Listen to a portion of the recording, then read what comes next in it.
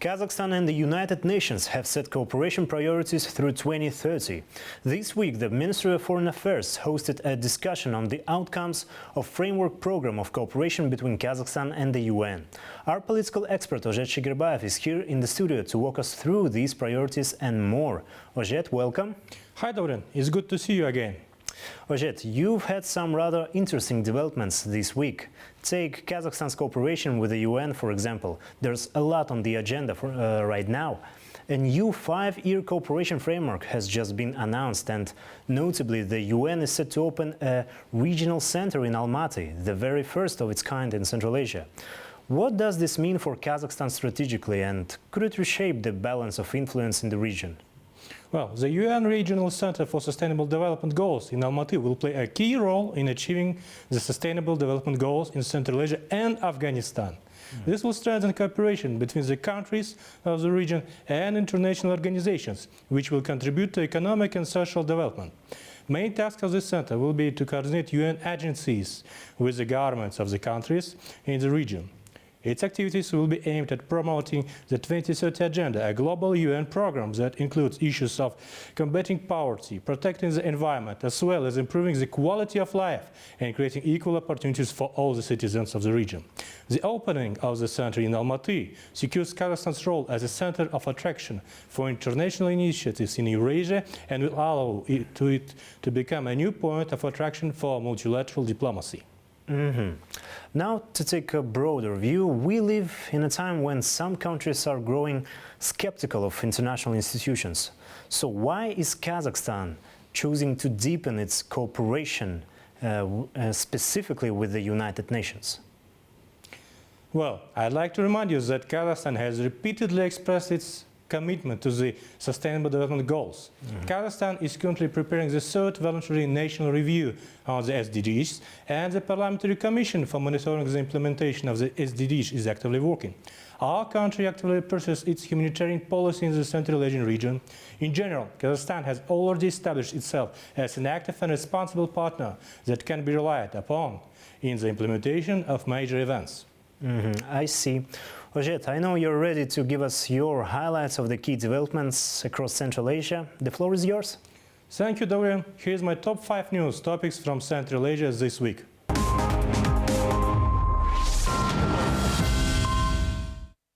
The Ministry of Foreign Affairs of the Republic of Kazakhstan held a discussion of the results of the framework program for cooperation on sustainable development between Kazakhstan and the United Nations for 2024.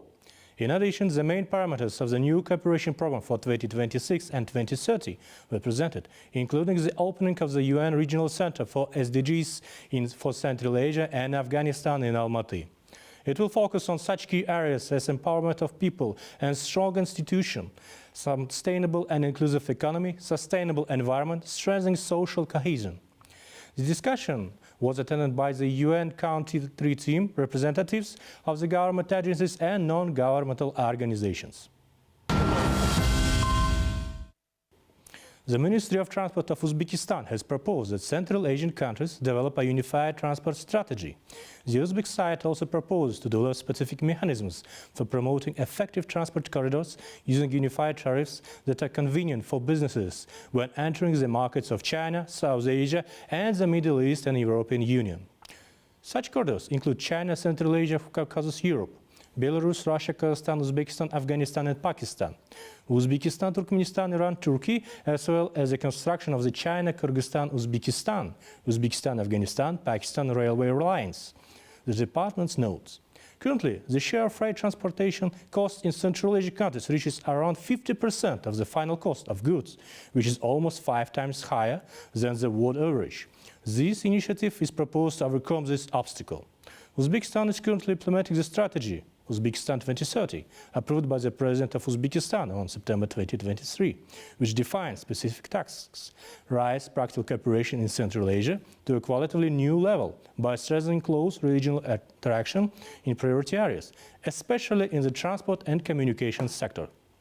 Such initiatives are extremely important in the context of geopolitical turbulence, especially for the landlocked countries.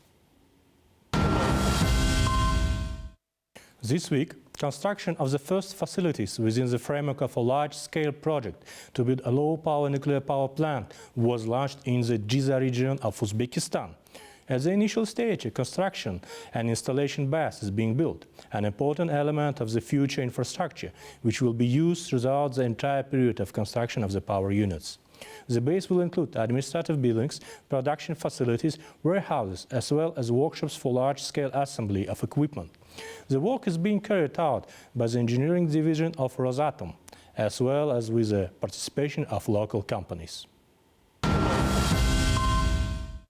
Minister of Energy and Water Resources of Tajikistan, Mr. Daler Juma, held a meeting with Gurbuza Konul, Director of Cooperation with States and Partnerships at the International Renewable Energy Agency in Dushanbe. The parties discussed key areas of cooperation, including the development of renewable energy sources, the implementation of joint projects, and the expansion of technical cooperation. IRENA representatives emphasized that the agency's global goal is to triple the capacity of renewable energy sources by 2030 to 11.2 terawatts, which is an important part of the international strategy to reduce carbon emissions in Tajikistan. During the talks, special attention was paid to the integration of Tajikistan into the unified energy system of Central Asia, which the Republic replied in June 2024. In this regard, it should be noted that this week, the World Bank delegation also assessed the progress of the construction of Ragun hydropower plant. The visit of the delegation took place as part of the working visit of the World Bank representatives to Tajikistan. The Prime Minister of the Republic, Mr. Kohir Rasulzada, accompanied the distinguished guests on the trip to the station. In general, following the visit, the quality and speed of work were rated quite highly. I want to remind that the Ragun HPP is a key energy facility in Tajikistan. The commissioning of all 6 HPP units is scheduled for December 2029, and the design mark of the reservoir's normal operating level is set for 2032. At the same time, in this year, it's planned to commission the 3rd unit of the Ragun HPP. Kyrgyzstan, Tajikistan and Uzbekistan are joining forces and submitted a joint bid to host the final stage of the Asian Cup in football in 2031. The AFC president noted the record number of bids for the tournament, which underlines the growing interest in football in the Central Asian region. Earlier, the president of the Central Asian Football Association, Mr. Rustam Emomali, announced the region's readiness to host this event. In turn, the president of the Asian Football Confederation, Sheikh Salman bin Ibrahim Al Khalifa, in his speech at the CAFA Congress in Dushanbe in 2023, welcomed the initiative of the joint bid of the Central Asian countries. The Asian Cup is the most important football event for the national teams of Asia. The competitions have been held every 4 years since 1956. The last Asian Cup was held in 2024 in Qatar. And it's important to note that the Asian Cup has never been held in Central Asia. Let's wish the good luck in the selection. That's all from my part, Dorian. Giving floor back to you. Thank you very much, Ojet, for this detailed review. It was a pleasure to have you in our studio.